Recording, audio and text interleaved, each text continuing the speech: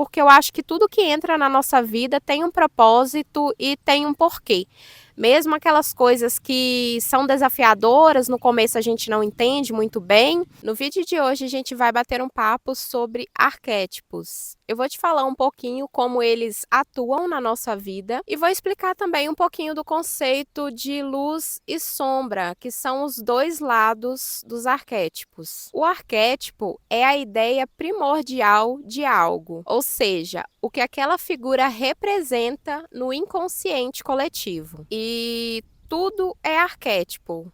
Uma árvore é arquétipo, uma caneta, por exemplo, é um arquétipo. E arquétipo, falando de uma forma assim mais prática, é exatamente aquilo que aquele ser ou aquele objeto significa, né?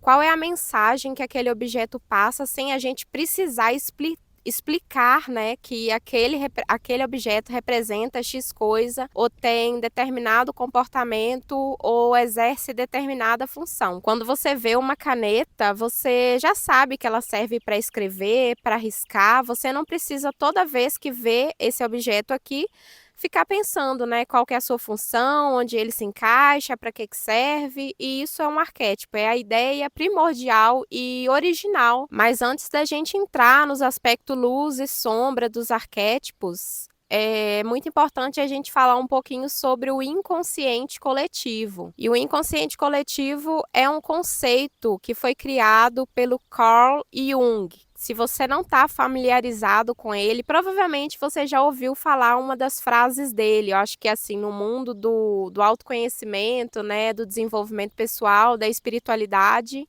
essa frase ela é muito repetida, que é a seguinte: enquanto você não se tornar consciente, o inconsciente vai dirigir a sua vida e você vai chamá-lo de destino. E Jung foi um psiquiatra e psicoterapeuta suíço, também fundador da psicologia analítica. Ele desenvolveu os conceitos de inconsciente coletivo, arquétipos, sombra, persona e individuação. O inconsciente coletivo não é formado pela sua história de vida, ou pelos seus traumas de infância, pelas suas experiências do dia a dia. Isso é o seu inconsciente pessoal. O inconsciente coletivo, ele é comum a todas as pessoas, a toda a humanidade, independente de cultura, de época, de classe social. E ele é composto pelos arquétipos, que são os padrões universais, as imagens, os comportamentos, a forma de agir, de pensar, de sentir. Por exemplo, é o comportamento dos animais. Alguns são animais que andam em bandos, outros já não são. E meio que quando aqueles animais nascem, eles já têm ali no inconsciente deles a forma deles agirem. Tem também os instintos psicológicos, que são, por exemplo, fome, sono, sede, instinto de sobrevivência, sexo. Por exemplo, em uma selva, eu não preciso te dizer que um leão é ameaçador ou que uma cobra é ameaçador. Outra composição do inconsciente coletivo são as imagens primordiais. Por exemplo, os símbolos, as mitologias, as histórias. Por exemplo, quando eu falo para você de religiões cristãs, qual que é o símbolo que vem à sua mente para exemplificar essas religiões? Na minha consciência vem o crucifixo. Já se eu falar sobre vikings, provavelmente você vai pensar em pessoas que são altos, fortes. Essa é a associação que o inconsciente coletivo faz para determinados arquétipos, determinadas imagens. Acho que é muito comum em relação a quando se fala de arquétipos, as pessoas pensarem logo assim no arquétipo da águia. Então eu vou utilizar a águia como um exemplo para explicar de uma forma mais prática os arquétipos e a forma com que eles atuam na nossa vida. Quando a gente fala de uma águia, vem no imaginário da maioria das pessoas a ideia de um pássaro que é muito forte, grande, que voa muito alto, que tem uma visão de muito longo alcance, né? Porque quanto mais alto ela voa, maior ela é a visão que ela tem do macro. Além do que, não é um pássaro que voa em bando e que se mistura com pássaros de outras espécies. E a águia também ela é um pássaro carnívoro, né? Que se alimenta majoritariamente de outros animais. E assim, a águia, ela ela é liderança, né, a águia ela tá acima dos outros pássaros de certa forma, porque não quer dizer que ela é melhor do que os outros pássaros,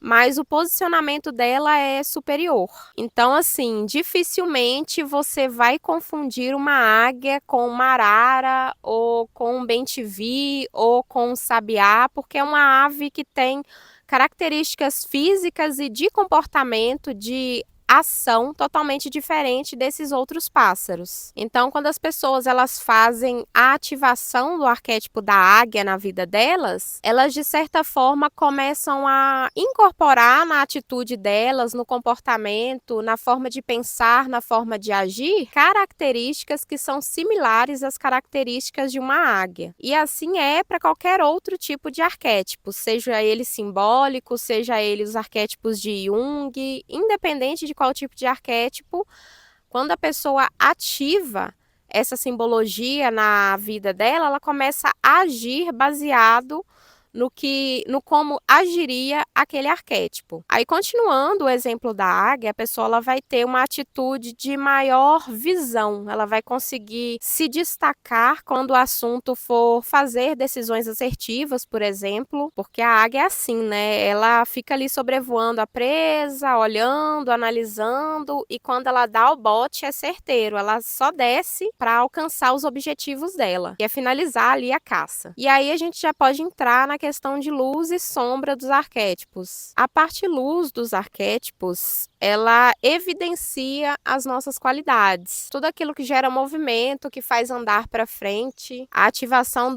da prosperidade, da abundância e principalmente do poder pessoal. Já a parte sombra não é, como a maioria das pessoas pensam, algo negativo. A sombra ela fala de tudo aquilo que a gente rejeita, que a gente não reconhece, que a gente julga na gente mesmo ou nas outras pessoas, e tudo aquilo que a gente evita olhar, ou seja, tudo aquilo que a gente renega, que a gente recalca para as sombras. Então, quando a gente ativa um arquétipo, é muito importante a gente saber que aquele arquétipo vai ressaltar aquelas qualidades que ele tem na gente, mas também vai trazer à tona as nossas sombras, né? Continuando usando o arquétipo da águia para exemplificar, a luz da águia, por exemplo, é essa visão de longo alcance. Mas aí uma sombra que a águia pode trazer para a sua vida é a de você sempre voar sozinho, ou seja, você se tornará talvez uma pessoa que vai ficar mais solitária, que não vai mais querer fazer parte de grupos, porque a gente não vê uma águia voando com um bando de pardal. E aí, se você não está consciente dessa sombra e não está preparado para se tornar uma pessoa que vai ficar mais sozinha, mais reflexiva,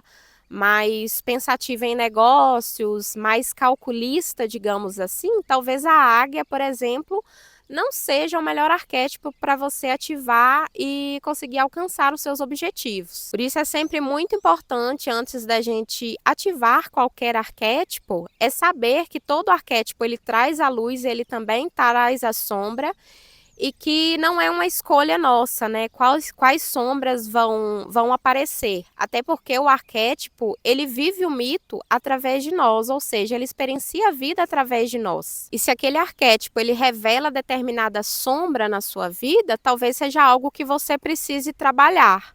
Essa questão da águia ser mais solitária e voar sozinha ou com outras águias, pode trazer para você, por exemplo, uma coisa de trabalhar a sua dificuldade de ser uma pessoa que pratica a solitude, ou talvez a águia possa trazer para a sua vida uma necessidade de autoanálise, onde você vai perceber que você precisa escolher melhor as suas companhias. Então, se um arquétipo entra na sua vida e você começa a ver ali as sombras, não significa necessariamente que o arquétipo não é para você ou que ele não dá certo. Obviamente que você sempre tem que fazer essa análise, né?